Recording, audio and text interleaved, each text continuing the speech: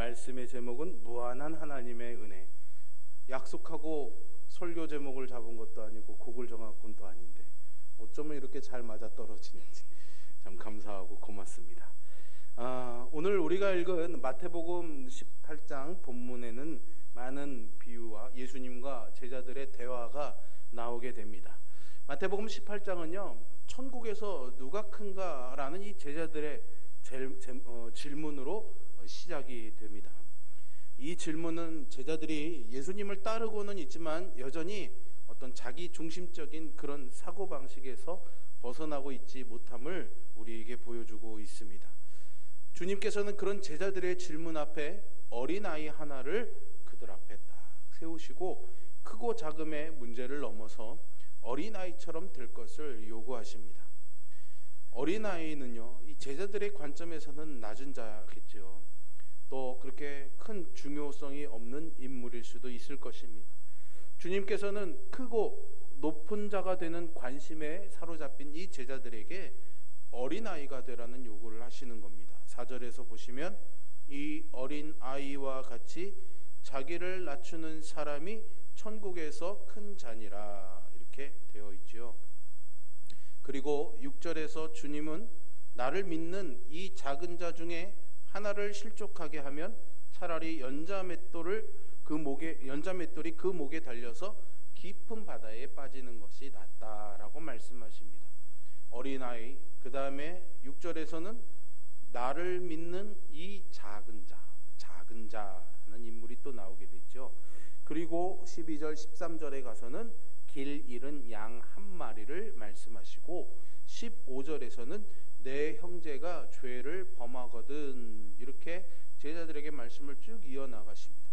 각각의 다른 이야기들처럼 보이지만 여기는 어떤 일관성이 있습니다. 여러분, 처음에 어린아이가 나왔죠. 그리고 나를 믿는 이 작은 자라고 하셨죠. 그리고 길 잃은 양이라고 했습니다. 그리고 범죄한 형제가 나오죠.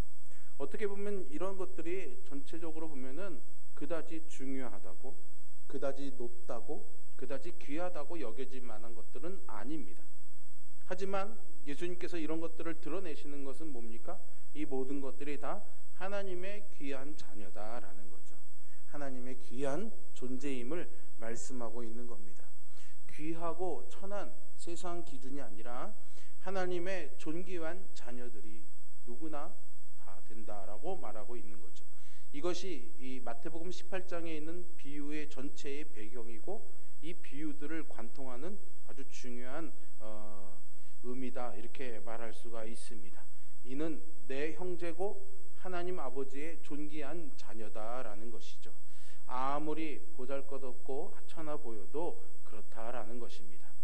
이 말씀을 주의 깊게 듣고 있던 베드로가 이제 오늘 본문에 이르러서 예수님께 질문을 합니다. 주님, 그 작은 자라고 여겨지는 그 형제가 내게 죄를 범하면 몇 번이나 용서해 줄까요? 7번까지 하면 되겠습니까? 라고 말합니다. 굉장히 베드로가 선심을 쓰는 듯한 말처럼 여러분 들리지 않으십니까? 아니면 뭐 어쩔 수 없고요. 예. 주님께서 지금 제자들에게 어린아이, 또 작은 자, 잃어버린 양, 그리고 형제의 존귀함을 강조하셨으니까 저들이 나에게 잘못을 한다고 해도 내가 7번까지 용서해 줄 그런 의향이 있다라는 겁니다. 하찮은 그렇게 귀한 존재가 아니었지만 주님이 그렇게 귀하다고 여겨주시니 혹 그들이 내게 잘못해도 내가 그들을 용서할 용의가 있습니다. 주님이 귀하게 여기시니까요, 이런 의미인 거죠.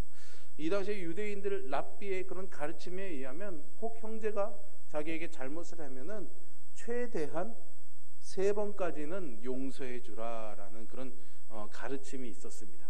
그런데 베드로는 몇 번까지 용서해 주겠다고 그런 겁니까? 7번입니다. 그러니까 2배나 더해서 플러스 1, 1 플러스 1에서 한 번 더의 용서를 7번까지도 나는 용서해 줄 수 있다라는 그런 의미에서 굉장히 자기가 굉장히 관용적인 사람이 될 수 있다라는 의미로 말을 하고 있는 거죠. 그런데 여러분, 사실 이 용서라는 것이요, 쉬운 일이 아니지 않습니까? 네. 여러분들 혹시 마음 가운데 두고두고 용서하지 못하는 일이 혹 있지는 않습니까?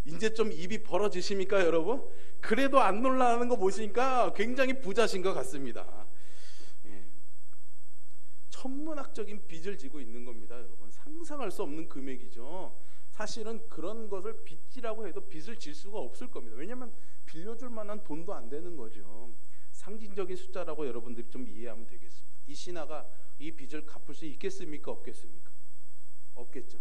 만약에 빌렸다면은, 그걸 갖고 있었다면 갚을 수 있었을 텐데 없는 거죠. 지금 그 10,000달란트를 20만 년 벌어야 될 돈을 어디다 썼을까요, 여러분? 여러분들의 상상에 맡기겠습니다. 어쨌든 갚을 능력이 없습니다. 그러니 임금이 뭐라고 그럽니까?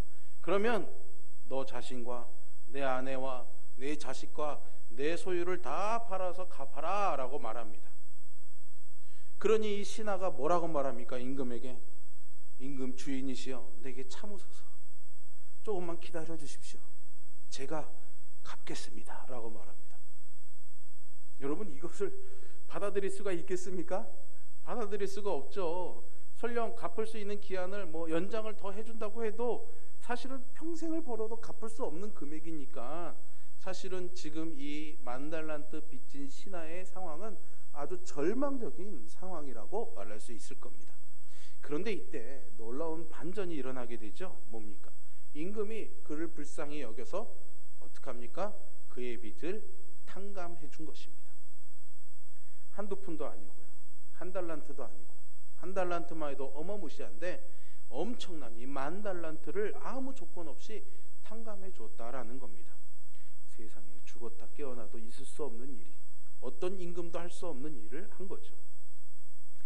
이 10,000달란트를 탕감받은 이 신하의 마음이 어땠을까요, 여러분? 정말 자유를 얻었겠죠. 그 기분을 우리가 정말 상상조차도 할 수 없을 것입니다. 그러면서 이 비유의 두 번째 장면으로 28절에서 넘어가죠. 10,000달란트를 탕감받은 이 사람이 집으로 돌아가게 됩니다. 그러다가 누군가를 만나는데 딱 보니 자기에게 100데나리온을 빚진 사람이었습니다. 100데나리온이죠. 아까 하루치 품삯이 얼마라고요? 1데나리온.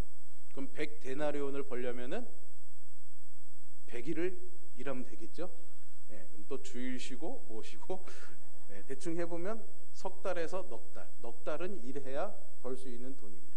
어떤 분에게는 어마무시한 돈일 수도 있고, 또 그렇게 또 우리가 감당 못할 금액은 또 아니라는 생각이 듭니다. 10,000달란트에 비하면 이 100데나리온은 무려 60만 분의 1밖에 되지 않는 금액이죠. 그러면 이 신하에게는 사실 10,000달란트 탕감받은 걸 생각하면은 이건 정말 아무것도 아닌 게 됩니다. 그런데 어떻게 합니까? 이 사람의 멱살을 붙잡습니다. 목덜미를 들고 이놈의 그러면서 너 빨리 빚 갚아. 그러니까 이 동료가 뭐라고 합니까? 내게 참으소서, 갚으리이다 라고 29절에 나와 있어요. 여러분, 내게 참으소서, 갚으리이다. 이것은 바로 조금 전만 해도 이 신하가 임금에게 했던 말과 똑같은 말입니다. 성경은 참 재밌습니다. 이 똑같은 말을 반복하는 겁니다. 왜 똑같은 말을 반복했을까요? 사실은 10,000달란트 빚졌으나 100데나리온 빚졌으나 빚진 자의 심정은 사실 똑같다라는 거예요. 두 사람의 입장이 같은 겁니다, 사실은. 그죠? 더불어서 이 100,000달란트를 탕감받은 신하가 이 말을 듣게 되는 순간 어땠을까요? 물론 이 사람을 보는 순간은 자기가 빌려준 100데나리온이 아까워서 멱살을 잡을 수도 있었겠죠. 그런데 자기가 했던 그 말을 똑같이 반복하면서 눈물 흘리는 그 동료를 바라보면서 그 말을 들으면서 조금 전에 나도 이런 말을 했었는데 라는 생각을 해야 되겠죠, 여러분. 그 생각을 떠올리고 아마 자기가 받은 그 빚 탕감받은 그것보다 적은 이 돈을 용서해주고자 하는 그 마음을 살펴봐야 되지 않았을까요? 그 마음을 이해할 수 있어야 되지 않았을까요? 그러나 그는 그렇게 하지 않습니다. 아마도 그런 마음 한편에 있는 양심에서 그런 소리가 들려왔겠죠. 그러나 100데나리온이라는 돈을 포기하기가 싫었기 때문에 그의 멱살을 붙잡았고 그를 옥에 가두게 됩니다. 그러자 다른 신하들이 그것을 보고 그것을 임금에게 다시 알리게 되죠. 그래서 임금이 이 신하를 불러서 질책합니다. 그래서 이 신하는 정말 악하고 10,000달란트 탕감받은 자로서의 모습을 보여주지 못했기에 임금이 그를 다시 잡아다가 빚을 갚으라고 하고 옥졸에게 넘겨주게 됩니다. 이 옥졸이란 단어를 예수님이 사용하셨는데, 이 옥졸이라는 것은 지금으로 치면 뭐 이렇게 사람을 좀 옥죄게 하는, 뭐라 그럴까, 이게 가서 막 이렇게 고문하고 괴롭히고 끝까지 막 매달리는 그런 의미를 갖고 있다고 합니다. 그러니 이게 뭡니까? 이 의도적으로 예수님이 이 단어를 사용하신 거예요. 만 달란트라는 천문학적인 이 빚을 다 갚는 것도 불가능하고 영원히 빠져나올 수 없는 이 형벌에 처해진다는 것이죠. 영원한 지옥의 형벌을 암시하기 위해서 의도적으로 예수님이 이 단어를 사용하신 겁니다. 그러면 여러분, 예수님께서 이 비유를 하시면서 제자들에게 무엇을 교훈하시려고 했을까요? 아주 분명합니다. 왜냐하면 예수님이 말씀하셨거든요. 해석할 필요 없이 말씀하신 것을 보면 됩니다. 35절이죠. 한번 보십시오. 같이 한번 읽어볼까요? 35절 시작. 너희가 각각 마음으로부터 형제를 용서하지 아니하면 나의 하늘 아버지께서도 너희에게 이와 같이 하시리라. 아멘. 아주 앞에서부터 18장의 내용을 쭉 연결해서 생각해 보면은 작은 자여도, 그리 대단하지 않은 사람 같아 보여도, 당연히 빚을 못 갚았으니까 그에 대한 대가를 치러야 될 만한 사람임에도 불구하고 그 잘못에 대해서 무죄하네, 그리고 마음으로부터의 용서를 하라는 것이죠. 이것이 은혜 받은 사람만이 살 수 있는 영광스러운 삶이라는 것입니다. 이것이 법 아래에 있지 아니하고 은혜에 지배받는 삶이라는 것을 말해주고 있는 거죠. 성경에서는 이 빚의 개념을 죄의 개념과 동일하게 사용할 때가 많이 있습니다. 예수님께서 제자들에게 기도를 가르쳐 주셨죠. 너희는 이렇게 기도하라. 하늘에 계신 우리 아버지여. 이렇게 넘어가면서 중간에 우리가 우리에게 잘못한 사람을 용서하여 준 것 같이 우리 죄를 용서하여 주시고, 이렇게 되어 있죠. 옛날 기도문, 주기도문 버전으로 하면 어떡합니까? 우리가 우리에게 죄 지은 자를 사하여 준 것 같이 우리 죄를 사하여 주옵시고, 이렇게 되어 있죠. 여기서 죄라는 이 단어는 오늘 본문에 나오는 빚과 같은 개념으로 쓰여지고 있습니다. 또 탕감받다라는 이 단어는 예수님이 가르쳐 주신 기도에 사하여 주시고 용서하여 주시고와 같이 쓰여지고 있는 단어이죠. 그러니 이 비유에서 10,000달란트와 100데나리온, 이 두 빚이 아주 극명하게 대조되고 있는데, 이것은 성도가 하나님으로부터 받은 그 죄 용서의 크기와 형제가 형제를 용서하는 것의 차이를 우리에게 보여주고 있습니다. 그러므로 우리가 이 비유에서 주목해야 될 것이 무엇일까요? 보통은 형제가 형제를 용서하는, 우리가 사랑을 받았으니까, 은혜를 받았으니까 형제를 용서해야지 된다라는 이런 어떤 도덕적인 교훈에서 끝나게 됩니다. 그럼 용서하지 못하면 어떻게 돼요? 또 우리가 죄책감에 또 빚진 자로 살아가야지 됩니다, 여러분. 하나님의 말씀은 우리를 결코 그렇게 옥죄해 오지 않습니다. 우리를 어떤 도덕률에 가둬놓고 그걸 지키지 못하면은 심판하시고 하나님이 우리를 막 괴롭히시는 그런 하나님이 아니십니다. 하나님이 우리에게 하시는 그 말씀은 우리에게 자유를 주시는 겁니다. 우리에게 하나님의 기쁨을 주시려는 겁니다. 이것은 제가 끊임없이 설교를 통해서 여러분들에게 말씀해 드리고 있는 거죠. 그러니까 말씀을 통해서 뭘 해야 돼라는 어떤 도덕적인 교훈으로 끝나면 사실은 그것은 말씀의 의미를 100% 이해하는 것이 아닙니다. 물론 이 말씀에는 그런 의미가 담겨져 있습니다. 그러나 더 중요한 건 그 앞 단계입니다. 뭘까요? 10,000달란트, 100데나리온이 아니라 10,000달란트의 은혜에 우리가 조금 더 주목해 보아야 한다는 것이죠. 그럼 이 10,000달란트가 뭘 의미하는 걸까요? 우리의 절망적인 상태를 말해주는 겁니다. 아까도 말씀드린 것처럼 10,000달란트는 어마무시한 천문학적인 금액입니다. 아무리 벌어서 갚으려고 노력을 해도 갚을 수 있다 없다? 없는 거죠. 우리의 죄의 값도 마찬가지입니다. 어마무시하다는 겁니다.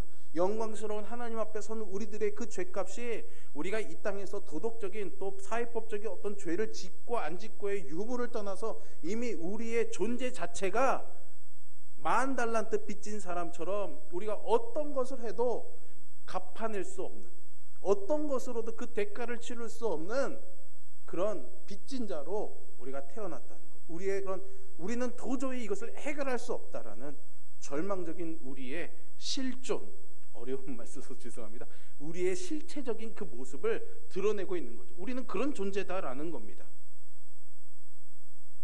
여러분, 만약에 이 임금이 이 신하에게 그래, 네가 갖고 싶은 의지가 있어? 그럼 내가 10년을 더 밀어줄게 라고 한다고 해서 이것을 갚을 수 있을까요? 여러분, 못 갚습니다.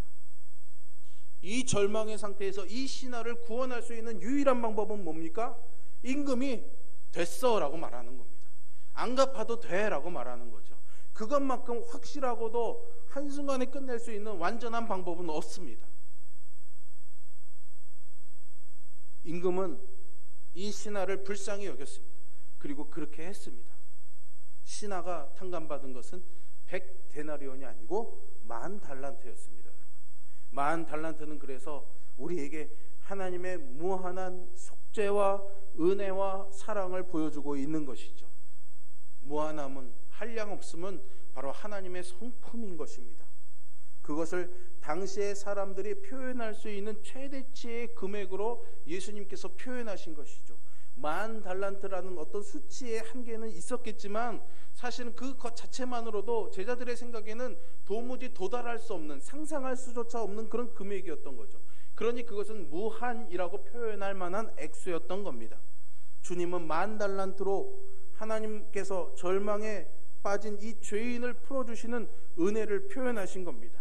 그래서 이 10,000달란트는 그리스도께서 육신을 입고 이 땅에 오셔서 이루신 그 속죄의 값을 우리에게 보여주고 있는 거죠. 10,000달란트를 탕감받은 오늘 이 비유는 왕이 됐어라는 그 한마디로 끝나게 됩니다. 근데 여러분, 하나님에게는 우리가 알고 있는 또 다른 성품이 하나 있습니다.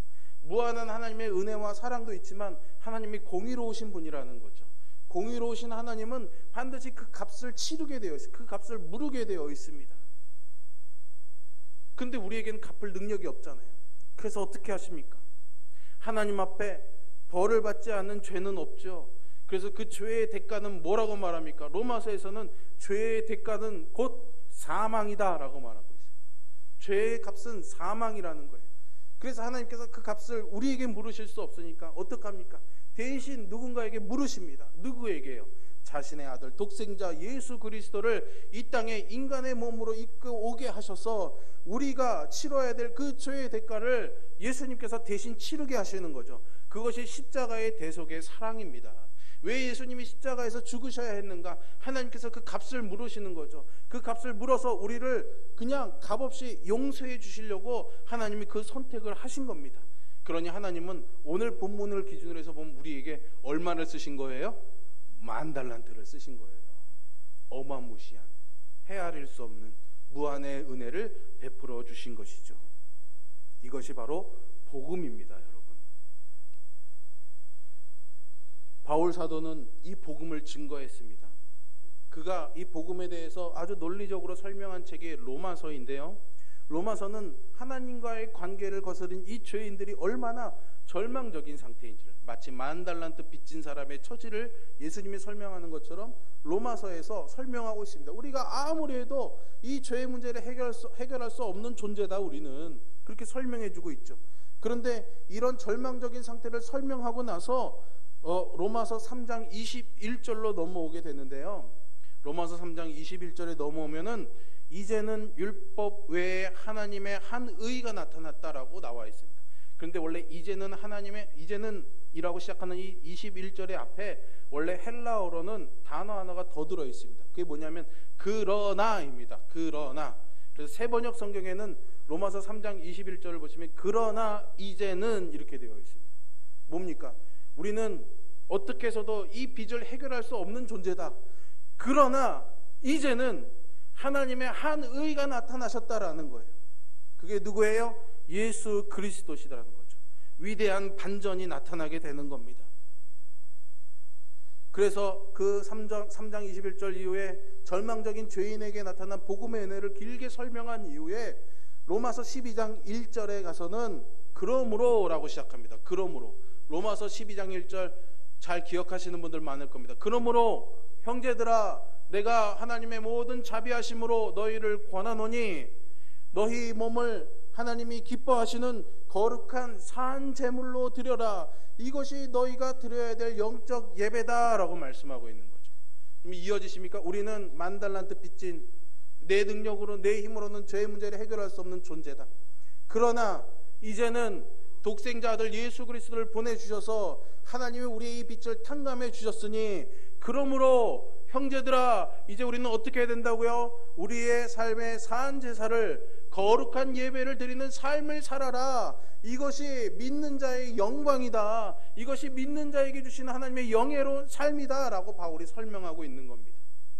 로마서는 16장까지 이 내용을 품고 있는 겁니다. 여러분, 이것이 영예로운 삶이라는 거예요. 영광된 삶이라는 거예요. 용서해 주셨으니까 너도 이 대가를 기억하면서 다른 사람들 용서해 주는 의무를 지어주는 게 아닙니다. 여러분, 의무를 주어주는 게 아니라는 걸 여러분 꼭 기억하시기를 바랍니다.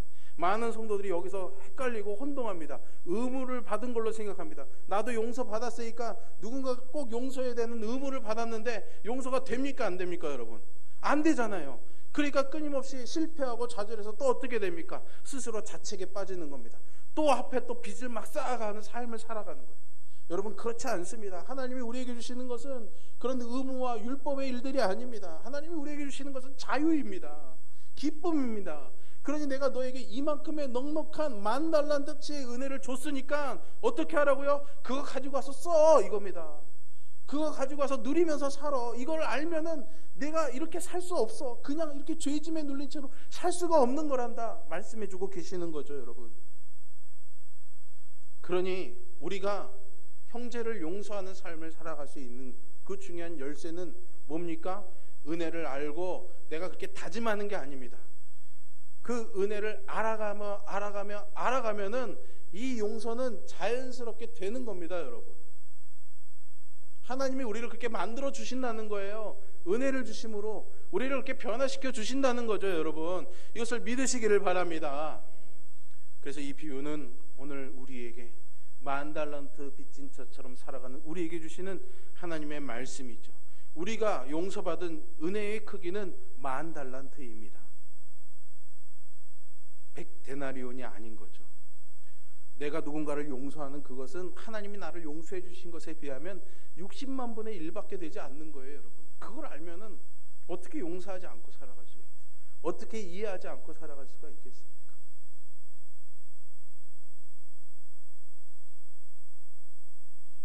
우리는 다시 한번 말씀드리지만 단 한 번도 내 힘으로 누군가를 용서할 수 있는 존재가 아닙니다, 여러분. 여러분, 내가 나를 잘 알잖아요, 그죠, 여러분? 내가 누구를 용서한다는 것은 그렇게 쉬운 일이 아닙니다. 그런데 우리의 영혼의 저장고에 하나님의 이 만 달란트치의 은혜를 채워주심을 알고 그 은혜를 날마다 알아가는 그 삶을 사는 것, 그 삶을 살아가면은 오늘 이 마태복음 18장 35절에서 말씀하시는 그 주님의 당부를 우리가 지켜가게 될 줄로 믿습니다. 우리가 목을 메고 살아가야 될 것은 여러분 100데나리온이 아닙니다. 만 달란트의 하나님의 은혜입니다. 한량없는 하나님의 은혜인 것이죠. 이것은 우리에게 의무사항이 아닙니다. 믿는 신자에게 주시는 하나님의 영광이요 영예로운 삶입니다. 만 달란트 은혜 받은 그 자만이 누릴 수 있는 영광인 것이죠. 우리가 이 일에 부르심을 받았습니다. 언제나 이 만 달란트의 은혜를 기억하시면서 영광스러운 삶을 사는 우리 모두가 되기를 주님의 이름으로 축원합니다. 기도합니다. 사랑의 아버지 하나님, 감사합니다. 오늘도 우리에게 주신 이 말씀의 은혜들을 기억하면서 하나님 따라 살아가는 우리들이 되게 인도하여 주옵소서. 언제나 우리가 받은 그 은혜가 한량없음을 기억하며 세상에 매어 살아가지 말게 하여 주시고 하나님의 은혜에 매어 살아갈 수 있도록 함께하여 주옵소서. 감사드리며 예수님의 이름으로 기도합니다.